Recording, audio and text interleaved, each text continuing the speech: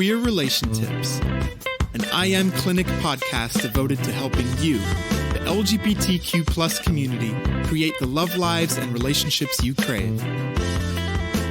Take time to dream on where you're going. So I want to encourage people to think about what could be. Think about your joys and hopes and dreams and what brings you fulfillment. And let's work towards those. Let's use what you have to accomplish those hopes and dreams and goals. And I want to tell people that it is achievable. It is doable. We just have to use the right tools to put it together.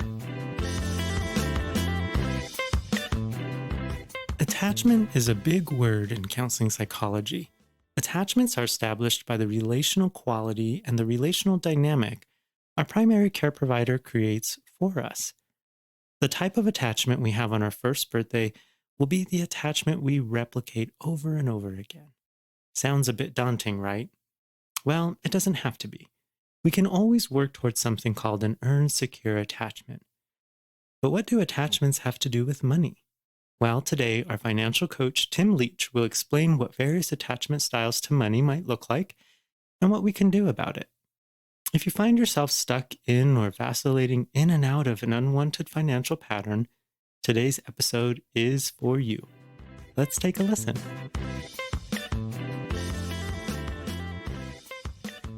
One of the things that it seems you're really passionate about when you talk about money is the idea of attachment to money and how maybe the role that finances and money plays in our life. And of course, from a clinical background, we think about this idea of attachment between child and primary care provider. And attachment becomes, as we know from the research and years of study, that attachments that we form with our primary care provider becomes the attachment we will have to many other things, including money. And so the way that we're taught to be in relationship with others or other things directly affects the way we're taught to be in relationship with money. And it sounds like you've kind of think through that oftentimes when you're sitting with financial coaching clients or even maybe in your own life, but I'm excited to hear more. Yeah, I think attachment is one of the biggest things we all have. We have attachment to things we need to survive, with our parenting, security growing up, all the way to food and shelter. And money's one of those things that we have an attachment to as well. One of the biggest ones I see is the avoidant attachment, where I don't think about money. I don't feel about money. I try to just bury my head in the sand and cross my fingers and hope it works out. I'm counting on Social Security and hopefully everything is great. Or I hope I get a house someday, or I hope I can get out of debt. So that's one of the biggest things that I see is the avoidance style of money.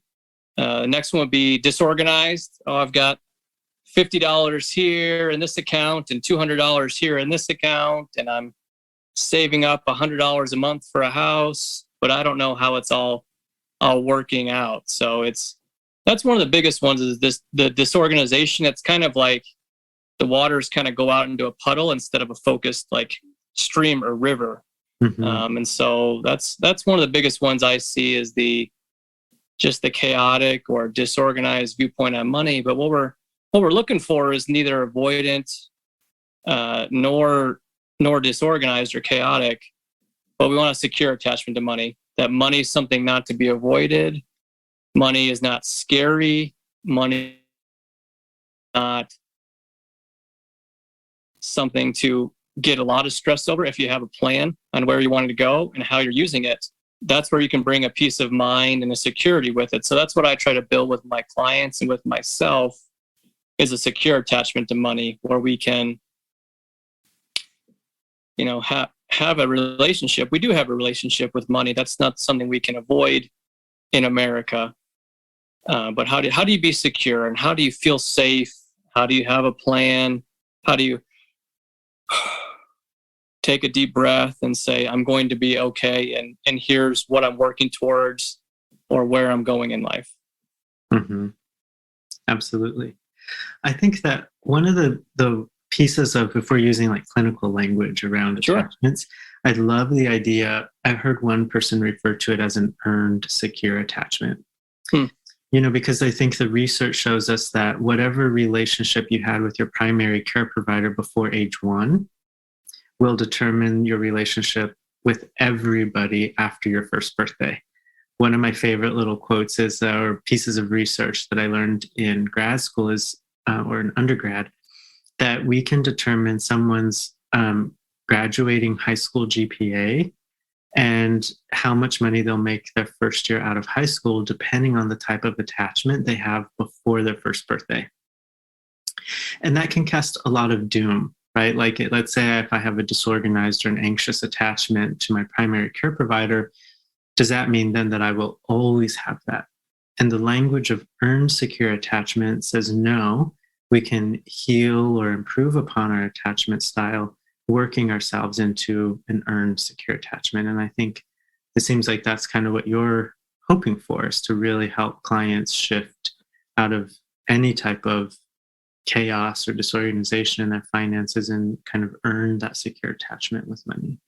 Yeah, I think it's something that we learn over time, and you're not stuck there forever. I've seen clients wait until their 50s or 60s to start saving for retirement or for a house, and they've been able to succeed there. I've seen people, just because you start early at 20 something doesn't mean you're any necessarily further ahead or further behind than somebody else. It's about what you do moving forward. Just like, if you're trying to get yourself in shape or whatever it might be, lose weight, you're not going to lose 20 pounds in the next 2 weeks. It takes time to build healthy habits, to get an exercise routine, to start losing some of that weight and move towards a goal. And then how do you maintain it from there? Just like financially getting in shape is the same as physically getting in shape. How do you make the changes you need to get some gains initially? And then how do you maintain that moving forward as well? So that's one of the biggest things, that when clients have that peace of mind, it's a significant change. I'm sure you've seen in your clients as well, and your work, that when people make some connections, that I have some hope, or that I have a plan, or that I have some goals I want to achieve, and I've achieved a few of them, having some manageable goals, man, I can change lives. I'm sure you've seen that a lot in your practice as well. Absolutely. I think that I wonder if it's like me in the sense of like lifting weights or training for a marathon or whatever I might be up to. But when I set a goal, it's really easy. It takes work and effort for sure, but I'm really sure to accomplish the goal. But I think it's the maintenance for me. That's always the hard part. Yeah, the day in, the day out consistency. And that's something that Tim, personally, that I'm really good at, is the maintenance. Sometimes I struggle myself to dream, to think about what's next. And so to have somebody help me or help challenge me to that next goal is big. And so if I can be that person that can help challenge somebody or give some people some goals to shoot for, that's big. And then part of it's maintaining. So if I meet with clients 3 or 4 times at the beginning, and either that's a couple weeks or a couple months, then it's a check-in once a year, or twice a year, quarterly, just to see, hey, where are we going with that? How is it going? How are we moving forward towards that goal? Or how are you maintaining that goal that we talked about financially in life? And it affects other parts of your life. If you feel, we're all interconnected beings, I think. And so if you feel secure in your finances, you may feel more secure in your relationships as well, or more secure with other parts of your life. I've seen that time and time again with clients. This might be a big question, but what does it look like from your perspective to have an earned secure attachment, or just a secure attachment with money? What does that kind of person do, or who do they have? Yeah, the person that would have an earned secure attachment would be somebody that's willing to engage in the process. I think just like in the clinical realm, or when I'm coaching clients, if they're not willing to engage the process, to take a look at where am I? And then to dream a little bit of where I could be, it's not going to really work. I can give them all the ideas and tools and plans to get to where they say they want to go. But if clients aren't willing to do their part in it, it's not going to actually go anywhere.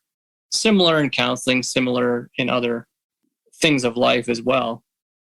I think an earned secure attachment would be somebody that enjoys doing their part, enjoys doing their work, and enjoys accomplishing things. I think it's somebody that has a plan of, money comes in from my job, it goes into my checking account, and I know it's going to these couple places from there. So I think that would be an earned secure attachment. Somebody that would feel confident even talking to their friends about, hey, I've got a plan myself. Somebody that would be open.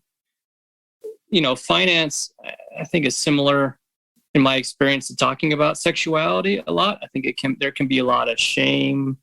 There can be a lot of hindrance. There can also be a lot of joy when you're doing it right and you're having, a positive connection with it as well. I think people have positive connections with their finances, and you're willing to talk about it with others. That can be helpful in developing a secure attachment, saying it's not something I need to be ashamed about or something that I feel inept in, but it's something that I can gain confidence in as well moving forward. And when you get that confidence, that can go a long way towards being a blessing to other people as well. Yeah, you're reminding me of a conversation I had once with Joe, my partner, and I was demonstrating probably an ambivalent attachment style to him. And he was getting so frustrated with me. And he kept saying things like, Isaac, I'm asking you to grow not because I want to be controlling, but because it'll be better for us. We will laugh more. We'll enjoy each other more. Like, this goal is to help us love each other better, not to put more restrictions or to make us feel more trapped. And that conversation really stuck out to me. And you're reminding me of that to work towards an earned secure attachment with money isn't about learning how to do restraint really well, although that might be part of it. But it's not about shutting your life down and living smaller. It's about learning how to interact with money in a way that really leads to fulfillment. Because having some of this stability and peace of mind is probably more fulfilling and more reassuring than having the day-to-day Starbucks and the one new outfit a month. Yeah. Or whatever it might be. Yeah. It's when clients have a understanding of why they're doing what they're doing, it goes a long way. Okay, I'm sacrificing the Starbucks so that I can be out of debt months or years earlier. That's worth it to me, in that scenario. Or maybe it's not. Maybe it's worth cutting back on Starbucks once a week instead of 5 times a week, cutting back to 4 from 5. It doesn't always have to be so extreme in finances. I think people get so carried away that I've got to make these big changes now. That doesn't happen overnight. And it's about, feeling comfortable with yourself, in your example with,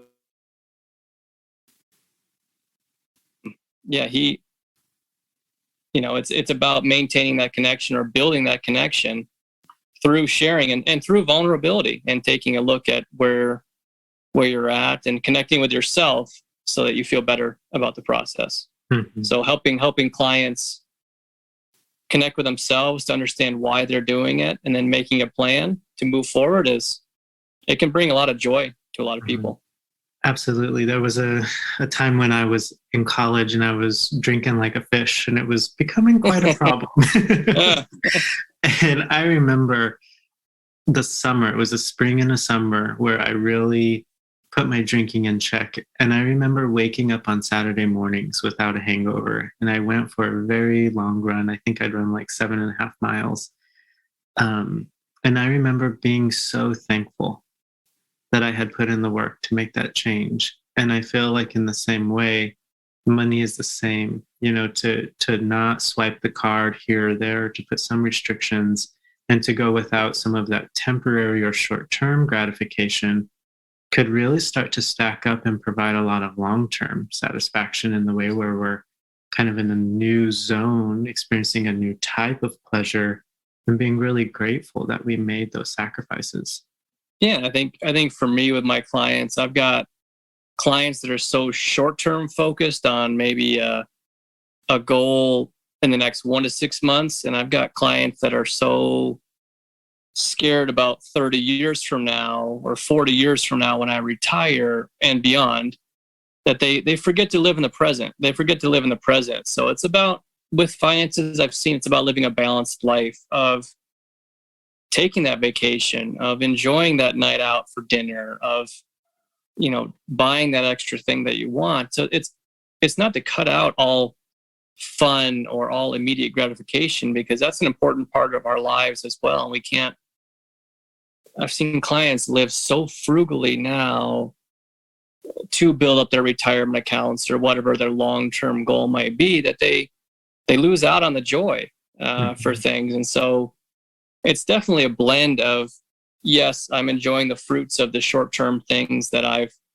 maybe sacrificed or made a difference now, and I can accomplish my goals later on. So it's definitely, I think we're all trying to live a little more balanced lives. And that's where I see the fruit of it. For example, me and my partner were in student loans, and we worked hard. We decided to sacrifice, cut out a lot of the excess stuff in our budget to get out of student loans a lot faster. And we were able to do that. And it was hard for a season. I definitely wanted to go for that extra thing or buy that, whatever it would be. But I knew for a short term, I could sacrifice for that. And the peace that I felt getting out of student loans was huge, to have that weight off my chest, and then to start using that money I was using towards the debt, me and my partner, to use it towards other things and repurpose those funds. That's the fun part. That's the cool part of, okay, now where do I put that money? Where do I build it back in? So it's a balance of the short term and long term, to balance where we're going and how we can do that sustainably. It's to not eat out for the next 3 years, not sustainable. I mean, for anybody I've met, at least. My stomach flipped when you mentioned that. I know, that kind of stuff. Like, we want to have joy. Yeah, we have to do brunch. Where's my mimosas? Yeah, that's important. But to do it for 3 months or a short term, if you have a goal for it, it can be worth it. Our financial, career, and life coaches are available to anyone, anywhere in the world. If you'd like to chat with one of them to get started on your goals, hop on our website at iAmCouncil.com or give us a ring, 720-551-8382. We also want to hear from you. We want to be a resource in your daily life. Send us your questions or your challenges, and we'll answer them for you in a live Q&A episode that will stream during Pride. DM us on Instagram at LGBTQ_therapy. If you like mental health tricks and tips at the palm of your hand, follow us on TikTok at iAmClinic, or you can follow me on TikTok at Isaac Forte. But for now, let's get back to the show. What do you feel like are some of the things, if someone had a disorganized attachment style or even an avoidant attachment style, what might be the things they might want to pay attention to kind of get back online, to maybe start earning that secure attachment? Yeah, I think just one of the things I encourage my clients to do is just try to track your expenses for 1 month, maybe 2 months, not in any judgmental way or in any way that I should be doing better, but just try to do on an Excel spreadsheet or just add up how much you spent on groceries or rent. Just write it down compared to your income, just to see where you're at. I think that's the first part, particularly for the avoidant people, to do that part, to say, okay, I should probably look at just where's my money going, whether it's in the positive or in the negative, just where is it going? And I think on the disorganized, I found a lot of people are surprised at all the different ways their money goes. And also, I think people are, in my experience, people are less disorganized than they view themselves. So I think for the disorganized people, they think they're really disorganized, but they're typically a little better off than they think. So it actually gives those kind of people a little bit of hope from what I've seen with my clients. So I would just say, just take a look at some numbers for a month or 2 months. I know holiday season, typically we spend more. So, but just take a look at a time, and then maybe you want to start talking to somebody. And that's why, I'm here as a financial coach to help people take some of that data and think through the motivations, the left brain, the 2 + 2 = 4, and the right brain kind of stuff. What are my hopes and feelings and dreams and emotions about money? And start making a plan from there to get some traction. So that'd be my first step, would be recommending just write it down a month or two. And that can be hard to face it, to look at it, but it's a starting place of where am I at today, to start dreaming about where can I go tomorrow. I do like that zeroing in, or that focus on what do my finances look like, because I oftentimes wonder, especially with avoidant attachment in relationships, it becomes this relinquishing of power. And so when I give up my power and the chaos starts to ensue, then now I'm kind of in the self-fulfilling prophecy where I don't want to approach the chaos. And so the powerlessness it starts to increase. And so the more that the powerlessness increases, the more avoidant I become, because the chaos is too intense.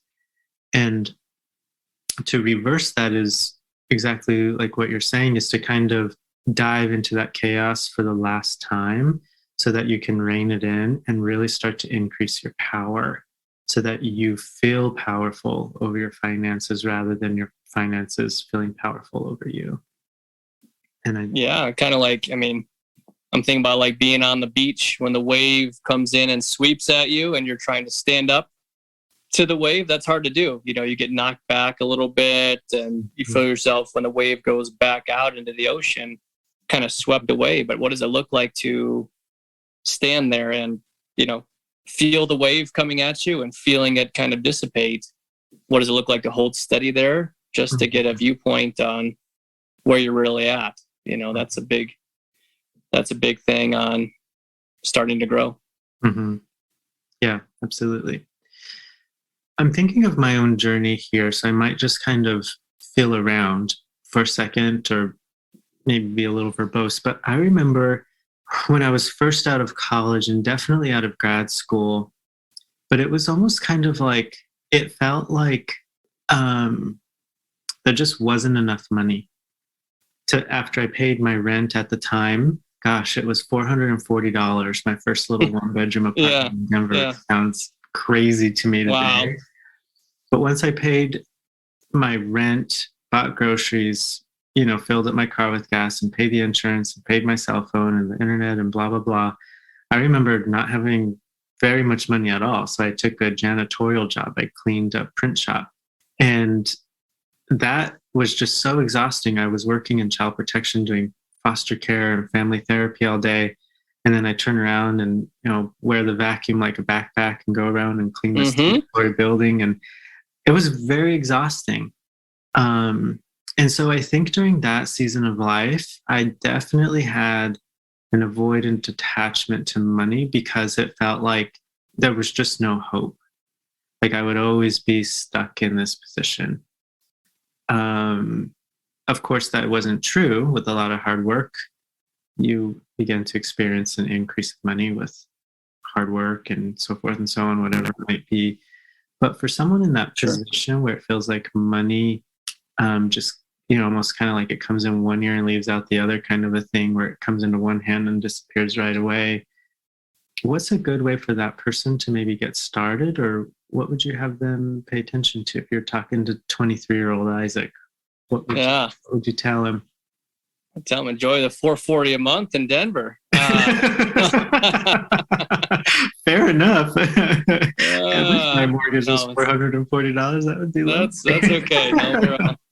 No, Those were the days, huh? No, I would say there's a lot of hopelessness. I think a lot of people think I'm never going to get out of this cycle of most people in America live paycheck to paycheck. As one paycheck comes in, the bills go out, and there's less than you have at the beginning, oftentimes at the month. I would say, don't lose hope. It seems bleak, and what can you do differently? Like in your situation, maybe it's a side hustle. Maybe it's like for you, it was janitor stuff. I did that through grad school as well. I worked full time, and I cleaned toilets for 3 years at night. So I remember the backpack vacuum as well. Yes. Mm-hmm. So maybe it's looking at an extra job, or maybe it's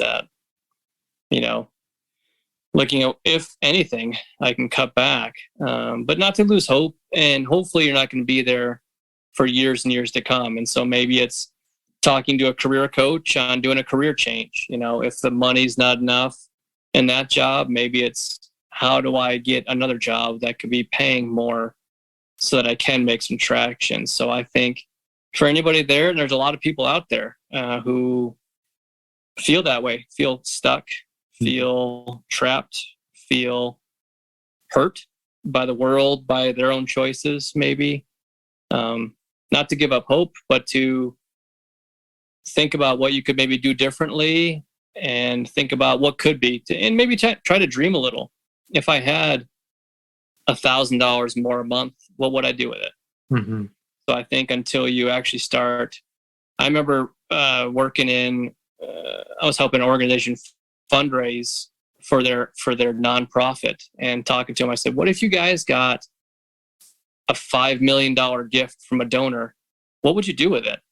Mm-hmm. And they said, we have no idea what we would do with a $5 million gift from it. I said, that's maybe why your organization isn't growing, because you don't take the time to dream and to think about where you could be, so even take some time, even if it's tight right now. What could an extra $100 a month, what would I do with it? Mm-hmm. Extra 500, 1,000, whatever your dollar amount is. And it's not about, I've seen clients making $250,000 a year live paycheck to paycheck. Mm-hmm. So it's not necessarily a dollar threshold from what I've seen. A lot of people in different income brackets live that paycheck to paycheck lifestyle. But what would you do if you had that extra money? And then start seeing how you can maybe get it, whether it's through cutting back, a side hustle, maybe take out a loan, a home. There's different options out there to maybe get some money to get you going. But yeah, I would say don't forget to dream. That's easy to say, hard to do. Mm-hmm. But don't forget to dream on what could be out there as well. I love that. I wish, honestly, Tim, that I would have heard this when I was 23. Legitimately, like seriously, because I think when I was 23, it was, I don't know if I'll ever have money, so I might as well enjoy what I have. I think I wouldn't have used that language back then, but that's definitely, looking back, what I was doing. And so it was like, oh, this month I have an extra 200. Finally, I could go buy those shoes that I need. Yeah. And then it was like, oh, and that hat is cool, so I'll buy that too. And then I was back in the same position. Yeah. And as my paycheck started to increase, the more there was things out there, quote unquote, that I needed. And so then I found myself in positions where I was making more money, but still living paycheck to paycheck. Yeah. I had one client once, he was a millionaire, and they were talking about finances as a family. And he said, Isaac, when I was making 30,000 and I went to 70,000, I didn't think that I would be paycheck to paycheck, but I was. And then he said, when I went from 70,000 to 100,000, I'm still living paycheck to paycheck, because we have the ability to spend more. We buy a bigger house, a bigger car, and our financial situation doesn't look any different. And I think putting some of that intention behind the finances in terms of what are my goals, it really makes this maintenance idea that you're teaching us today a lot more empowering, rather than feeling like we're fasting, going with heart. Yeah, and I think with goals, also, what are my values? Where my money is going. That's going to show kind of where my heart's bent is a little bit as well. And so, and once you achieve your goal, you don't always have to get the bigger and best. I do feel like there's a lot of wisdom behind identifying the goal, because then it makes this maintenance idea way more empowering rather than feeling like it is withholding or restricting. Yeah. And and it's fun to accomplish goals. I think a lot of people I know I do, and a lot of people get satisfaction in accomplishing those goals. And then there's other personality types that goals are tough for, but also you don't always have to increase those goals. And so let's say I want to save $5,000 a year for retirement. The next year, you don't have to keep saving $6,000 and $7,000 and $8,000 a year. You could keep doing the $5,000 if that's going to get you to where your goal is going to be down the line. Then what are you going to do with that extra $1,000 or $2,000 or $3,000 more that you have? Mm-hmm. Go on that vacation. Go take a party of 100 people out for drinks. I know some people have in their budgets a party fund that they save. I can't remember the dollar amount each month, but the couple actually realized they weren't spending it throughout the year because they were so concerned about money that in December they threw a big party. They said, we got to spend this money on a party. And they spent, $2,000 on drinks and caterers and all this stuff for their friends and family to come over and have a big party at the end of the year. And it was cool to see them be diligent in saving. I think it was actually $200 a month for eating out or entertainment that they didn't do throughout the year. And so they decided to throw a big party to celebrate at the end of the year, because it's money they meant to be used and not to throw it towards debt or whatever it was. It was meant to be fun money. And man, that was fun to go celebrate and celebrate them accomplishing their goal, and sharing it with other people was really fun. And so it's about the hope and the joy that you can bring to other people through finances, through generosity as well, whether it's giving to an organization or just buying a cup of coffee for a friend. That goes a long way. So I always like the idea of like having a generosity fund, or as part of your budget, a line item. Maybe it's $10 a month that you want to bless somebody with, buying dinner, drinks. Maybe it's making a house payment for somebody. Who knows? I've seen clients do big things, which is fun. Mm-hmm. But how do you bless people with the extra that you have once you start accomplishing some of those goals? Mm-hmm. Yeah, absolutely. Yeah, I'm thinking of like, to stay in line with this idea of goals and intention, but also kind of now mixing in what is our priority, I think is also something that I could have benefited from back in my 20s. I remember driving around, in a car that was falling apart, quite literally. Mm-hmm. And my priority was to just feel normal. And I think as a queer person, that pain around maybe being more of a feminine person, being Hispanic in a white culture, whatever it might be, and then you throw on this pressure of not having money, quote unquote, like everybody else. And it was, I'd get this money and think like, oh, thank God I just got paid. Now what can I go buy to make myself feel normal? Yeah. And I think had I had the instruction of setting goals for my money, but also what do I really prioritize, would have given me a lot more structure around how I spent my money. I think I maybe would have prioritized saving for a house more, or investing in something else. It was like, okay, what outfit do I need, and what's the most expensive gym so I can have the clothes and the body that will make me feel most normal. And that didn't really serve me, because all of that, as my self-esteem improved, I realized that I was kind of throwing money away at something that didn't really benefit me emotionally, but also even kind of financially in the long story of my life. And so I really like this idea of thinking about the priorities that we hold and how we're using our money to fund those or to prepare for them. Yeah, that's a big deal. I mean, I've spent money. We've all spent money on things that really didn't last and really, maybe didn't bring us joy that we thought it would as well. And so how do we use money as a tool to bring joy to ourselves, to others, to help the world, whatever it might be? How do we use the influence that we've been given through money to be a blessing to ourselves and to others? And how do we accomplish those goals? I think so many people want to just say, Tim, what's the right answer? What should I do with my money?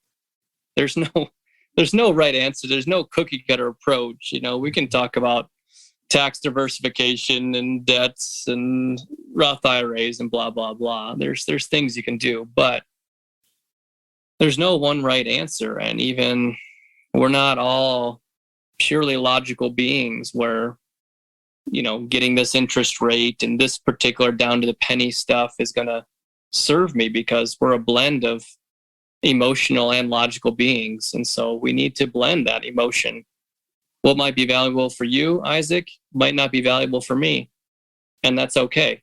And how do we both use the money that we've earned or been given to accomplish things that are valuable to us? And what are our values and who are we as people? And I think, man, that's why it's important to do therapy, to work on yourselves, to understand our community and what we're trying to do personally, and then fit our money kind of into that. I think it's a whole person education. We can't just be a financial education. It can't just be some aspect of therapy you're working towards. I think money blends into a lot of what we are, and it reveals a lot in relationships as well, on where we're going, what our goals are, particularly if you're in a relationship with somebody that adds a whole nother layer. And I'm sure you've seen that with your clients and other people as well. So, and my partner. yeah, I didn't want to say it, but yeah.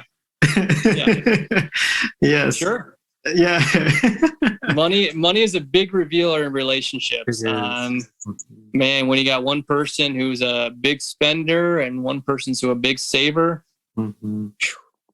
there's some sparks that can fly really quick. I've seen things get heated very fast, but when I can use finances and talk with two partners in the same room to help them understand each other, to help them understand why they're doing what they're doing and why it's important to them to do XYZ, man, the togetherness and the synergy that can happen is really powerful. And it's fun to see the healing in relationships where you can say to one person, "Oh, you're not a jerk because you spend all our extra money each month on, in my opinion, frivolous things, blah, blah, blah." But when you can actually understand each other, understand where they're coming from, it can be powerful in helping two people use relationships moving forward as well. For sure. Yep, absolutely. Whenever I see those kind of couples who are experiencing that point of friction, the interesting thing to me is that they're both hunting for the same thing, and it's usually safety. The one who is spending, saying, I want to feel safe in my own home environment. I want a bigger apartment or the couch that we need so that I can feel comfortable and know that my space is a refuge for me. Meanwhile, the other person is saying, but I want to feel safe by knowing we have X amount in the savings account and I can sit on the shitty couch forever. I don't need. And so it's really kind of finding what is that common emotional desire down there, for this example, safety, and then helping them kind of create a route that will help both of them feel safe in the way that they use their money. Yeah, that's a good point. What's the underlying issue isn't the dollars and cents. The underlying issue is safety in that scenario. Or it's, hopes and dreams, or, sometimes there's emotional attachment. I want a bigger TV because my mom always loved big TVs, and I want to feel closer to my mom, so that's why I want a bigger TV. We have all sorts of different things with our money. Is there like one thing you want to say, make sure that people hear, or one sort of hope? I'm trying to think. I mean, Sorry, I'm looking down on this. It's No, on it's my lap here the whole time. It's okay. Yeah. I mean, I'll rephrase this, but it's like, just like in your kind of like, people aren't too far gone, or people aren't like, there's hope. And then there's like, yeah, I'll say something about that. Yeah. I think for me, when I see somebody come in my door for coaching, and the number one thing I want to instill in them is there's hope. You know, you're not too far gone. You're not too far in debt. You're not too whatever it might be. Like there's hope for you, and there's a place for you. I think, particularly in the queer community, how do I fit in? What's my community? What am I doing? I want to feel accepted. I want to feel proud of who I am and not hide it. I think that's the same thing with money, where, you know, I want to feel proud of what I'm doing with the money, and I want to feel proud of who I'm spending my money with and what I'm using it towards. I just want to have people come in that are feeling hopeless, or I'll never do XYZ, that there is hope, and there is time, and there is a way to accomplish your goals if you start working at it, and if you start thinking critically on where do I want to go, and take time to dream on where you're going. So I want to encourage people to think about what could be, think about your joys and hopes and dreams and what brings you fulfillment, and let's work towards those. Let's use what you have to accomplish those hopes and dreams and goals. And I want to tell people that it is achievable, it is doable. We just have to use the right tools to put it together. And that's where I come in, and the different avenues I can talk with people about, and different skills and things that people can learn. I want to give people the right tools to build what they want to with their lives. And so it is worth it. And there is hope. That's the biggest thing I want to give people is hope with their finances, because there's a lot of hopelessness out there, and I want to instill something better than that. Mm-hmm.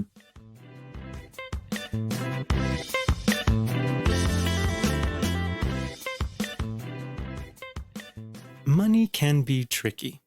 How do we in the LGBTQIA+ community feel normal when feeling normal might mean having money? Even as I say these words, something cringes inside of me. As one who advocates for our inherent worth so often, thinking of the tie between money and fitting in makes me very suspect of what it truly means to feel comfortable and find belonging. I am so thankful for Tim and his words of wisdom, his expertise, to help assuage my discomfort and speak to an important issue with such compassion, ease, and realistic expectations. The ways in which he thinks about money and our attachment to it creates an accessible route from challenges to freedom, from confusion to being informed, and from avoiding to embracing. I really found it refreshing, to be honest, to think about working towards an earned secure attachment with money. An earned secure attachment is almost like a sash covered in badges you've earned. As we leave behind the old fears, insecurities, and wounding, by working really hard and healing, we earn new behavioral patterns, but we also earn a new position, a new title, a new style of relationships. The same thing goes for our relationships with money. Changing our relationships with money will force us into a phase of transition, and transitional phases are often filled with discomfort, unknowing, and awkwardness. Taking time to examine our finances and to set goals can be hard in and of itself, but to put in motion the withholding, the changes, and the grit to stay on track is another type of challenge. As you may remember from the What is Coaching episode with Ray Stout, we asked, who am I, where am I going, and how will I get there? These questions are a great start to orienting towards the right financial track. Let's all take Tim's advice and start with manageable and realistic goals while we stay present in our lives. I mention these questions not only because they help us stabilize our convictions to change, but they also act like an anchor in the emotional storm that ensues during the transitional phase. When you find yourself in the transition, remember who you are, where you're going, and how you're going to get there. The answers to these questions and your emotional reactions can be a strong guide keeping you on track. It's not about staying on track just to have more money, but a practice of self-care. There is something to be said about learning how to sit in discomfort for the sake of creating comfort. Although the creation process isn't easy either, I am hopeful that it will produce a more balanced and a calm emotional environment, and that is the sweet spot. This is where I find the relaxation. Our inherent worth doesn't increase because our money becomes stable, but rather our inherent worth gets to be nurtured when we are no longer in fight, flight, or freeze mode.